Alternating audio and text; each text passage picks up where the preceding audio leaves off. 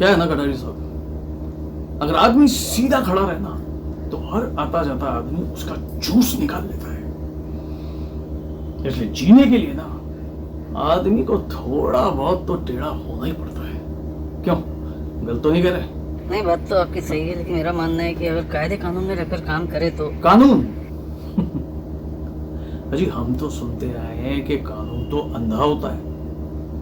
अब आप जैसे लोग ही जो उसे दिखा देते हैं वो वही देखता है। बल्कि मैं तो कहूंगा कटारिया साहब, आपका ये जो काला कोट है ना, यही तो आपके इस अंधे कानून की लाठी है जी। चलिए ये तो बात की बात है। अभी आप इस चिट्ठी को देखिए, आपके बिजली विभाग से आई है, कुछ कीजिए इसका। इसमें तो लिखा है बिजली चोरी करते 5 लाख का जुर्माना हमारा आप पर। अजी वही तो, चोर बना के रख दिया हमें। वो क्या है ना कटारिया साहब, सीधे आदमी की ना इस देश में कदर नहीं है। चोर अजी है क्या हमारे पास? एक छोटा सा कॉल सेंटर चलाते हैं, समाज सेवा करते हैं, सीनियर सिटीजन्स को उनकी पीएफ और पेंशन दिलाने में मदद करते हैं। ये चोरी है? और है क्या हमारे कॉल सेंटर में? गिन के 5 से 6 कंप्यूटर हैं, 2 एसी लगे हैं और 12 से 15 लोगों की टीम है। अब ये 12 से 15 लोगों की टीम, छोटी सी टीम का 3 महीने का बिल 5 लाख तो नहीं हो सकता है जी। तो फिर आपने लीगल कनेक्शन क्यों नहीं लिया? अरे पागल समझा आपने हमें? गया था मैं लीगल कनेक्शन लेने, दिया ही नहीं उन्होंने।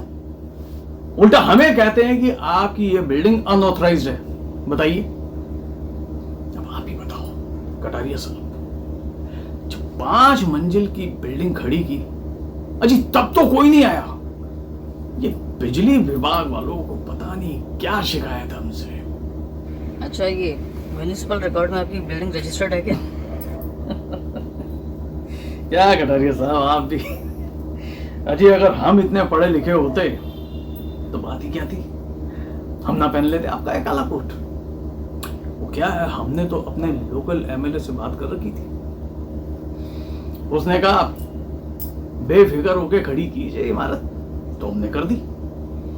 अब बिल्डिंग बनते बनते हमारे एमएलए साहब इलेक्शन हार गए, तो फिर अब आप तो समझ ही सकते हैं कटारिया साहब, है जी। ठीक है, मैं पिटीशन फाइल करता हूँ, फिर देखते हैं क्या कर सकते हैं। नहीं, देखते नहीं है कटारिया साहब, काम तो आपको ये बढ़िया से करके देना ही पड़ेगा,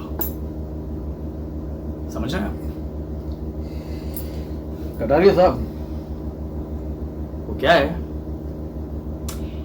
आप ये काम ना अच्छे से करके दे दो हमें, फिर देखो बहुत काम आएगा आपके पास।